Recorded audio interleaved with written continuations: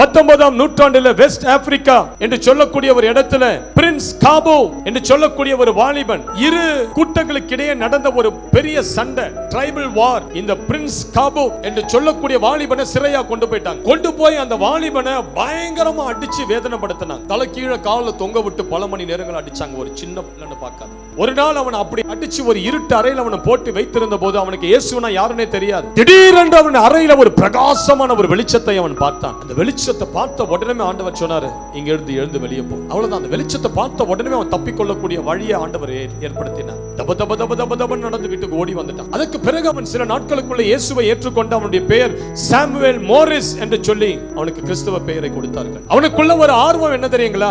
எப்படியாவது பரிசுத்த ஆவியின் அளவற்ற வல்லமையை நான் பெற்றே ஆகணும். ஏழை பையன், கையில காசு கிடையாது. ஆனா அமெரிக்கா தேசத்துல இருக்கிற ஒரு ஊழியர் ஸ்டீஃபன் மெரிட் என்கிற ஒரு ஊழியரை குறித்து கேள்விப்பட்டான். அவர் அந்த நாட்களில் 19ஆவது நூற்றாண்டுல அநேக வாலிபர்களுக்குள்ள ஒரு எழுப்புதலை கொண்டு வந்த ஒரு ஊழியர். சாமுவேல் மோரிஸுக்கு ஒரு எண்ணம், ஒரு ஏக்கம், எப்படியாவது ஸ்டீஃபன் மெரிட் கிட்ட ஓடி போயிடணும், அமெரிக்கா தேசத்துக்கு போய்விடணும்னு சொல்லி கப்பல் ஏறினான். 3 மாதம் கழிச்சு கப்பல் வந்து அமெரிக்கா தேசத்துல இறங்கிய கப்பலை விட்டு இறங்கினான். ஸ்டீஃபன் மெரிட் எவாஞ்சலிஸ்ட் எங்க இருக்கிறாருன்னு தேடி அவர் வீட்டு அட்ரஸ் கண்டுபிடிச்சு அந்த வீட்டுக்கு போயிட்டான். அவன் அந்த வீட்டுக்கு போகும்போது ஸ்டீஃபன் மெரிட் என்கிற ஊழியர் கோட்டெல்லாம் மாட்டிக்கிட்டு ஒரு கூட்டத்துக்கு கிளம்பிக்கிட்டு இருந்தார். அவர் இந்த சாமுவேல் மோரிஸை பார்த்து சொன்னார், எங்க இருந்துப்பா வந்திருக்கிற? அவன் சொன்னா, நான் வெஸ்ட் ஆப்பிரிக்கா லிபியா என்று சொல்லக்கூடிய ஒரு இடத்துல இருந்து வந்திருக்கிறேன். ஒரு காட்டுவாசி இனத்தை சார்ந்தவன். எனக்கு பரிசுத்த ஆவியானவர் குறித்து அறிந்து கொள்ளணும் ஐயா, எனக்காக ஜெபம் பண்ணுங்க, உங்க கூட சேர்ந்து ஊழியம் செய்யணும்னு ஆசையா வந்திருக்கிறேன். அந்த ஊழியர் சொன்னார், தம்பி இப்ப நான் ஊழியத்துக்கு அர்ஜென்ட்டா புறப்பட்டு போயிட்டு இருக்கிறேன், நீ என்ன பண்ணு, வீட்டிலே இரு, ஊழியத்தை முடித்து விட்டு வந்து நான் உன்னோட கூட பேசுகிறேன் சொல்லி அவனை வீட்டுல விட்டுட்டு போயிட்டார்.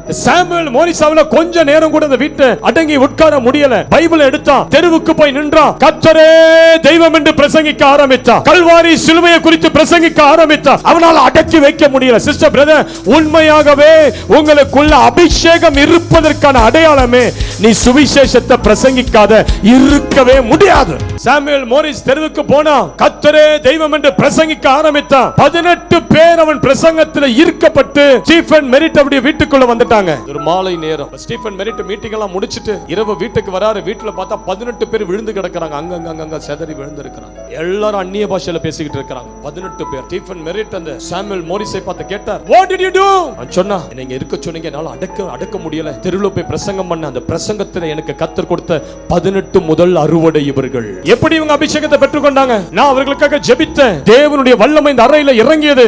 அவர்கள் பரிசுத்த ஆவியானவரை பெற்றுக்கொண்டார்கள். அபிஷேகமே பிரசங்கிக்கதான். அபிஷேகமே இயேசுவை குறித்து உன் வீட்டுக்கு சொல்லதா, உன் நண்பர்களுக்கு சொல்லதா, நீ வேலை செய்கிற இடத்துல இயேசுவை குறித்து பிரசங்கிக்கதான்.